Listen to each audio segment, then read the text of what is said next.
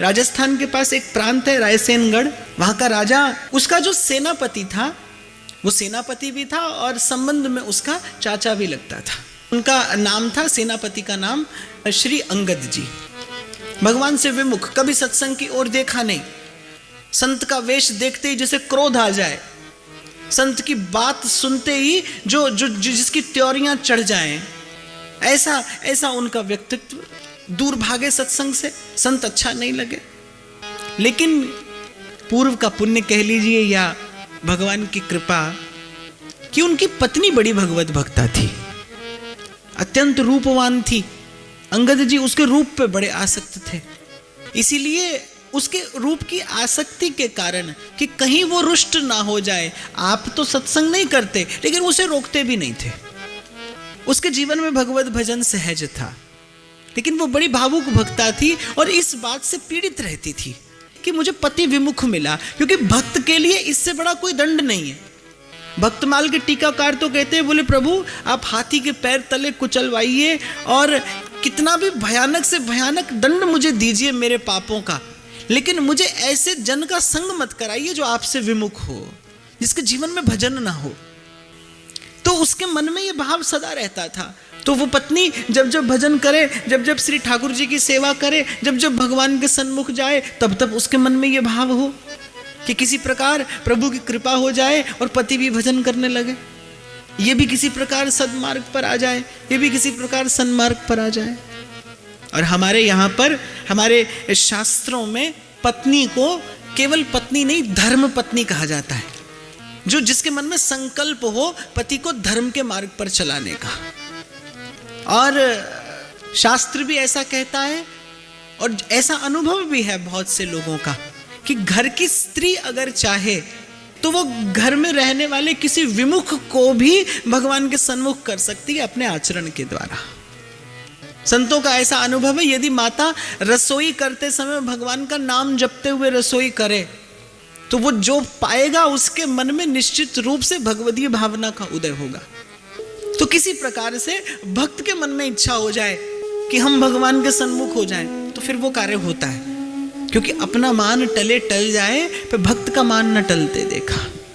भक्त को भगवान ना नहीं करते, क्यों? क्योंकि भक्त जो करता है वो सबके सुख के लिए करता है, वो सबके आनंद के लिए करता है। तो अंगद जी की पत्नी के मन में सदा ये भाव रहता है कि किसी प्रकार ये भजन करने लगे, किसी प्रकार इनके जीवन में भजन आ जाए। एक बार पत्नी के गुरु जी आए, अंगद जी घर पर नहीं थे, पत्नी ने बड़े सुंदर आसन पर बैठाया, उनके साथ 8-10 संत लोग और भी थे, चरण धोए, भोजन प्रसाद पवाया और उनके चरणों में बैठकर भगवत चर्चा सुन रही थी। गुरुदेव के मुख से भगवत कथा का रस निर्झरित हो रहा था। बीच बीच में संत लोग बड़ा सुंदर हरिनाम उच्चारण करते थे, गोविंद राधे माधवा गोपाल राधे माधवा, गोविंद राधे माधवा गोपाल राधे माधवा, गोविंद राधे माधवा गोपाल राधे माधवा, गोविंद राधे माधवा गोपाल राधे माधवा। किसी प्रकार अंगद जी के कान में ये बात पड़ गई कि आपके घर से तो इस प्रकार बड़ी कीर्तन की ध्वनि आ रही है। दौड़कर आए, देखा ऊंचे आसन पर गुरुदेव विराजमान है, 8-10 संत महात्मा साथ में बैठे हैं। बड़े क्रोधित हुए कि मेरे घर में आने का साहस कैसे किया। जिस प्रकार भावुक हृदय को उल्लास होता है संत को देखकर, ऐसे ही जो भगवत विमुख होते हैं उन्हें संत को देखकर बड़ी पीड़ा होती है, बड़ा कष्ट होता है। बड़े क्रोधित हो गए। लेकिन वो जो उनकी पत्नी थी, जो भगवत भक्ता थी, उसने कहा कि ऐसा जीवन और ऐसे संबंध धारण करने से क्या लाभ। उसने उसी क्षण व्रत लिया, सिर ढांक कर लेट गई और कहा कि आपने मेरे गुरुदेव का अपमान किया है, इसीलिए आज के बाद आपका मुख देखूंगी नहीं। आपकी पत्नी हूं, आपका अन्न खाया है मैंने, और ऐसे भगवत विमुख का अन्न खाकर शरीर धारण करना ये मुझे स्वीकार नहीं है। भूखी प्यासी पड़ गई कि मेरे सन्मुख मेरे गुरुदेव का अपमान हुआ। शास्त्र तो सीधी सीधी सी आज्ञा देता है कि जहां संत की निंदा होती हो या तो बल से उसे रोके, और यदि न रोक पाए तो फिर वहां से उठ के चल दे, उस स्थान का, उस संबंध का, उस वस्तु का, उस व्यक्ति का परित्याग कर दे यदि संत की निंदा होती हो। नहीं तो कहने और सुनने वाला दोनों पुनरपि जन्मम पुनरपि मरणम, इन अपराध परम पद हूते उतर नरक में परिये। मेरे सन्मुख मेरे गुरुदेव का अपमान किया तो मेरे दो व्रत है, एक तो तुम्हारा मुख नहीं देखूंगी, और जब तक प्राण नहीं जाएंगे तब तक इस शरीर को धारण करना मेरी विवशता है, लेकिन तुम्हारे अन्न से, तुम्हारे धन से अब इस शरीर का पोषण नहीं करूंगी।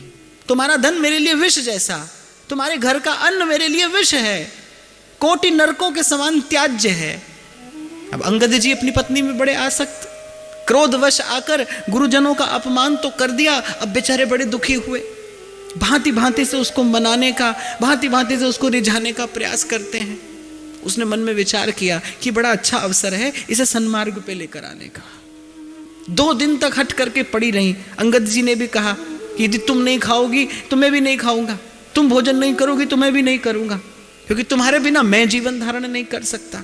तीसरे दिन कहा कि मैं केवल एक शर्त पे आपका मुख देखने को तैयार हूं कि आप अपने जीवन में साधु सेवा और हरि भजन का संकल्प लें। में आज आप व्रत लें, आप मेरी सौगंध खाइए कि आज के बाद साधु सेवा करेंगे और हरि भजन करेंगे, ये दोनों बात आपके जीवन में नित्य रहे। हरि को भजन और साध की सेवा सर्वभूत पर दाया। अंगद जी मान गए कि तुम्हारी सौगंध खाकर कहता हूं, साधु सेवा भी करूंगा और प्रभु का भजन भी करूंगा। अब इसे पत्नी का संकल्प कह लीजिए, भगवान की कृपा कह लीजिए, कि मुझसे कोई पूछे तो मैं कहता हूं भाएं को भाएं। संतों का दर्शन हुआ तो जीवन में भजन का आना स्वाभाविक था, किसी भी भाव से किया, लेकिन साधु का दर्शन किया। संत लोग भगवत गुणानुवाद कर रहे थे। अंगद जी जब घर में आए, गुरुदेव आसन पर विराजमान थे, भगवत कथा कह रहे थे और संत लोग हरिनाम संकीर्तन कर रहे थे। केवल उस झांकी का दर्शन करने मात्र से तैयार हो गए, ले गई अपने गुरुदेव के पास, अपराध क्षमा कराया, साष्टांग दंडवत किया अंगद जी ने। और जैसे ही संत के चरणों की धूल अपने माथे पर चढ़ाई, इससे पूर्व कभी ऐसा सुख अंगद जी ने जीवन में अनुभव ही नहीं किया था। आज जब उन संतों की चरण रेणु अपने मस्तक पर शिरोधार्य की, रोम रोम कह उठा अंगद जी का, सुख पाया सुख पाया रहम तेरी सुख पाया, सुख पाया सुख पाया रहम तेरी सुख पाया। अंगद जी जैसा कोई भगवत विमुख, इसके जीवन में सत्संग का लेश नहीं है, उसका कल्याण हुआ किस प्रकार? येन केन प्रकारेण एक भक्त से संबंध हो गया। किसी प्रकार से, पुण्य से कह लीजिए, प्रारब्ध से कह लीजिए, नियति से कह लीजिए, किसी प्रकार से भक्त से संबंध हो गया और कल्याण का मार्ग सुगम हो गया, कल्याण का मार्ग प्रशस्त हो गया एक भक्त के संग से। लकड़ी का संग पाकर लोहा भी जल से पार हो जाता है, ठीक इसी प्रकार भक्त का संग पाके विमुख भी उस पार पहुंच जाता है। और नारद जी सूत्र देते हैं, सतरति सतरति स लोकांस तारयति। भक्त आया ही इसीलिए है संसार में। गुरु चरणों में मस्तक रख दिया, गुरुदेव ने भी कृपा कर दी। बड़ा आशातीत परिवर्तन हुआ अंगद जी के जीवन में, यकायक एकदम अप्रत्याशित परिवर्तन। जो वृत्तियां संसार की ओर पुनः पुनः गमन करती थी, वो वृत्तियां प्रभु के सन्मुख हो गई, मन निर्मल हो गया। तो बड़ा आशातीत परिवर्तन जीवन में आया, जीवन भजनमय हो गया, साधु सेवा में बड़ा सुख मिलने लगा। बड़े शूरवीर भी थे, राजा के सेनापति। एक बार किसी राज्य पर आक्रमण किया, विजय इनकी हुई, और जब वहां से उस जिस राजा पर ये विजयी हुए थे, जब उस राजा का सब खजाना ये अपने राजा के लिए लाने लगे, तो उन्होंने देखा कि राजा के एक मुकुट में बड़े सुंदर सुंदर रत्न जड़े हैं। तो उन्होंने बाकी सब रत्न तो साधु सेवा में लगा दिए और उस मुकुट में एक बड़ा विशेष रत्न लगा था, बड़ा अमूल्य रत्न, बड़ा सुंदर, बड़ा दुर्लभ। देखते ही इनके मन में विचार आया कि ये तो किसी प्रकार से श्री ठाकुर जी की सेवा में जाने योग्य है। ये भक्त का एक लक्षण है कि वो जैसे ही संसार में कोई सुंदर वस्तु देखे, वो कहीं भी कोई सुंदर वस्तु देखे, उसके मन में सबसे प्रथम ये भाव आए कि ये किसी प्रकार श्री ठाकुर जी की सेवा में पहुंच जाए। तो उन्होंने वो रत्न अपनी पाग के पेच में छिपा लिया कि अब मैं इसे शीघ्र जाकर ठाकुर श्री जगन्नाथ जी के श्री चरणों में निवेदन करूंगा।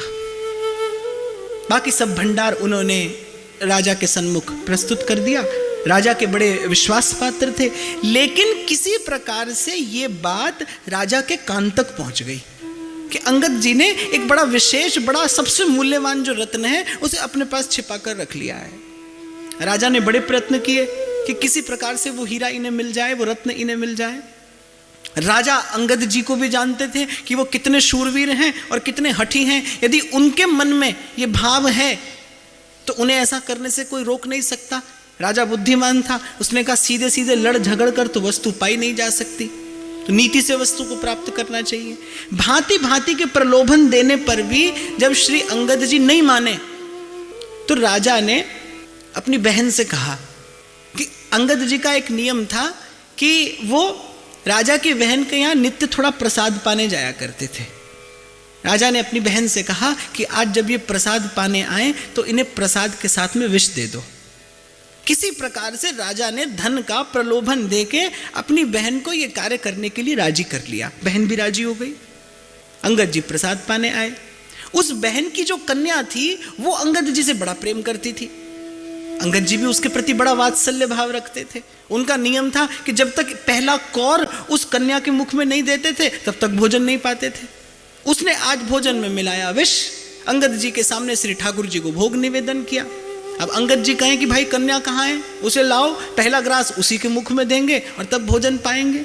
बड़ा धर्म संकट उपस्थित हो गया कि यदि पहला कौर मेरी कन्या के मुख में गया तो उसकी प्राण हानि हो जाएगी। उसने छिपा दिया अपनी कन्या को कहीं। बड़ी देर हो गई भूखे बैठे बैठे, लेकिन अंगद जी ने कहा कि भाई उस कन्या के मुख में ग्रास दिए बिना तो मैं नहीं पाऊंगा। अपनी कन्या के प्रति अंगद जी का ऐसा निश्चल प्रेम जब देखा उस राजा की बहन ने तो उसका चित्त द्रवित हो गया कि मैं क्या मूर्ता बड़ा कार्य करने चली थी।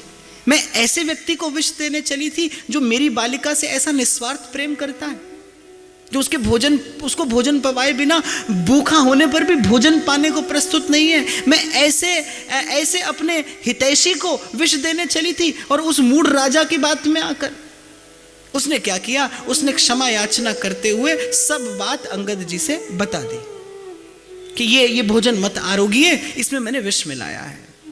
अंगद जी ने कहा कि अब तो तूने ये जो भी है, ये जैसा भी है, अब तो तूने इसे प्रभु को निवेदन कर दिया है और अब ये प्रसाद है, अब इसे पाने से मुझे कोई नहीं रोक सकता। अंगद जी प्रसाद पाने लगे। बेचारी बड़ी रोई, बड़ी गिड़गिड़ाई, पर प्रसाद का परित्याग कैसे कर दूं। और वही हुआ जो अपेक्षित था। प्रसाद पाते ही अंगद जी के तन की कांति शतगुना और बढ़ गई, उनके हृदय की प्रसन्नता शतगुनी और बढ़ गई। ये बात राजा के कान तक पहुंची, लेकिन ये बात जानने के बाद भी राजा को न तो भक्त की महिमा समझ में आई न भक्ति की। तुद पावे ता नाम जपावे, सुख तेरा दित्ता ले। संसार का जीव संसार की गलियों में भटकता ये जीव सत्संग की ओर पग बढ़ाए, ये उसकी इच्छा के बिना असंभव है, हो ही नहीं सकता। वो चुनता है, वो याद करता है, तब पैर बढ़ते हैं सत्संग की ओर, तब ये घड़ियां जीवन में आती हैं, तब ये बेला आती है, तब ये समय आता है जब वो याद करता है, जब वो स्मरण करता है आपका। लेकिन राजा को भक्त और भक्ति की महिमा नहीं समझ में आई। उसने फिर मूर्ता बड़ा कार्य किया। और उधर अंगद जी को जब ये लगा कि राजा इस स्तर पर आ गया है तो कहीं किसी प्रकार से ये रत्न मुझसे छीन ना ले, वो उसी क्षण चल दिए श्री जगन्नाथपुरी की ओर कि शीघ्र अति शीघ्र जाऊं, जीवन रहे न रहे उससे पहले मैं कम से कम अपना ये भाव तो प्रभु के चरणों में निवेदन कर दूं। राजा ने सिपाहियों की एक फौज भेज दी अंगद जी के पीछे। अंगद जी को घेर लिया आकर वो बेचारे अकेले सिपाहियों की फौज। उन्होंने कहा कि या तो आप वो हीरा हमें दे दें, नहीं तो हमको आपको इस राजा के सन्मुख ले जाकर प्रस्तुत करना ही पड़ेगा। हमें आदेश है राजा का कि येन केन प्रकारेण आपसे वो हीरा लेकर राजा को दिया जाए और आपको कारागार में डाल दिया जाए।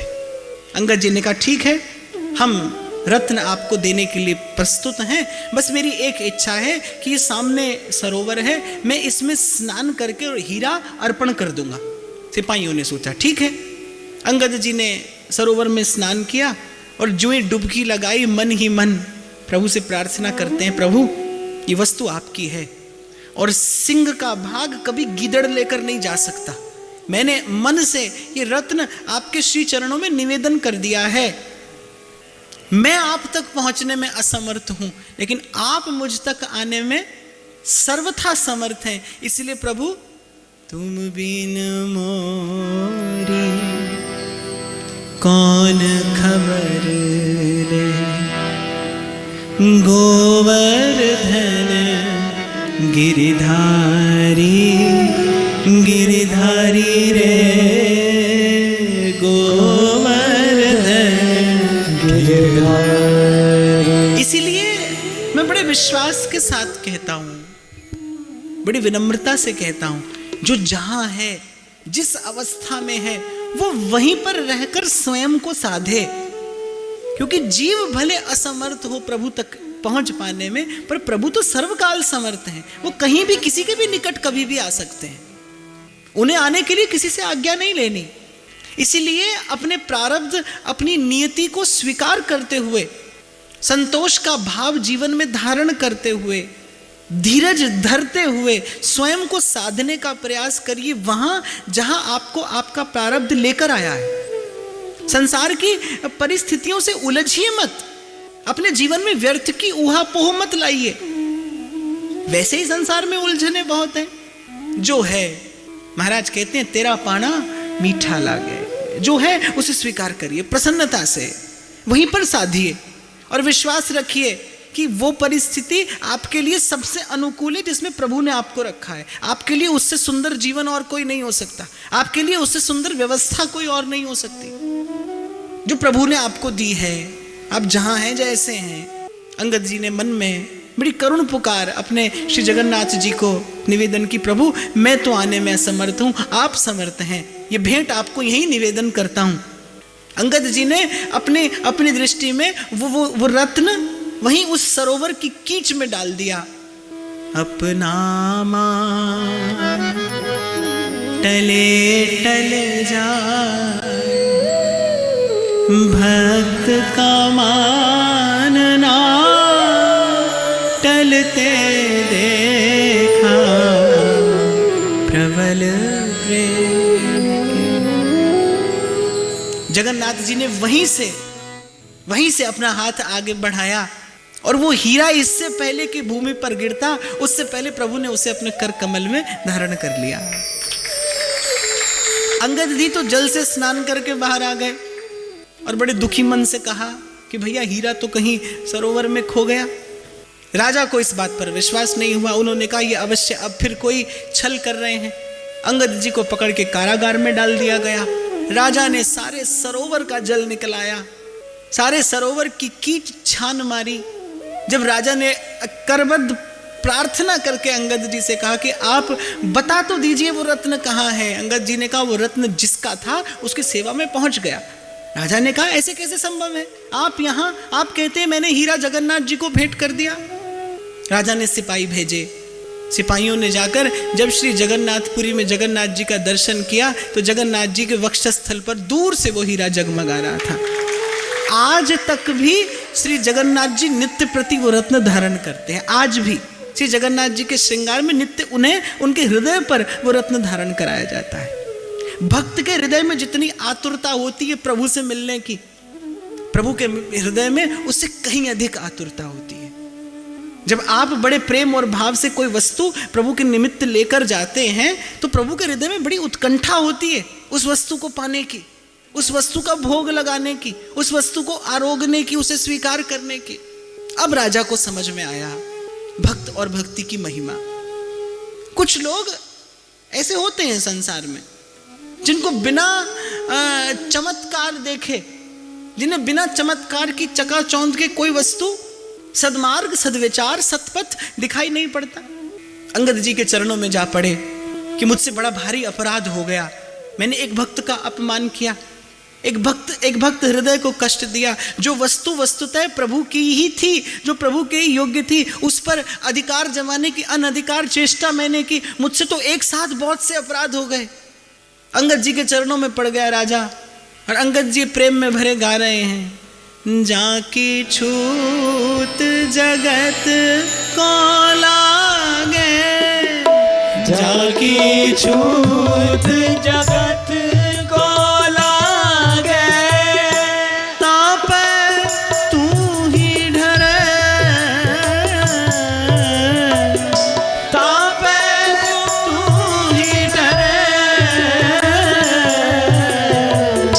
तापे तू ही डरे।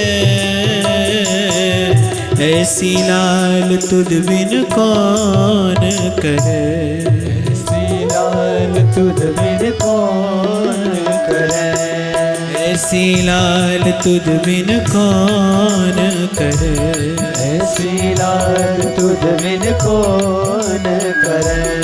नीचे ऊंच करे मेरा गोविंद, नीचे ऊंच करे मेरा गोविंद, नीचे ऊंच करे मेरा गोविंद, नीचे ऊंच करे मेरा गोविंद। काहू पे ना डरे, ना डरे, काहू पे ना डरे, ना डरे, काहू पे ना डरे, ना डरे।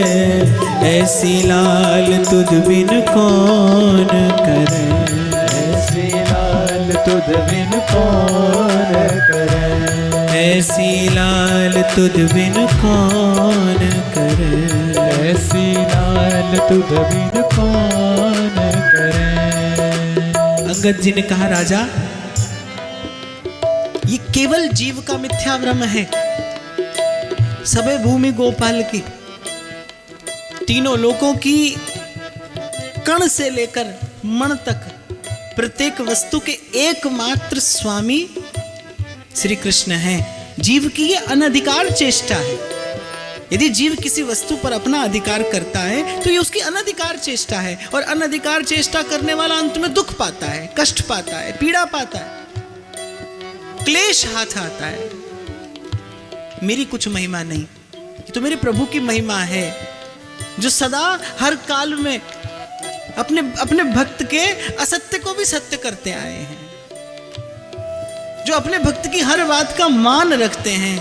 नीचे ऊंच करे मेरा गोविंद, नीचे ऊंच करे मेरा गोविंद, काहू पे ना डरे, ना डरे, काहू पे ना डरे, ना डरे, काहू पे ना डरे, ना डरे। ऐसी लाल तुझ बिन कौन करे, ऐसी लाल तुझ बिन कौन करे, ऐसी लाल तुझ बिन कौन करे, ऐसी लाल तुझ बिन कौन करे, ऐसी लाल तुझ बिन कौन करे, ऐसी लाल तुझ बिन कौन करे। जब कोई नहीं आता मेरे श्याम आते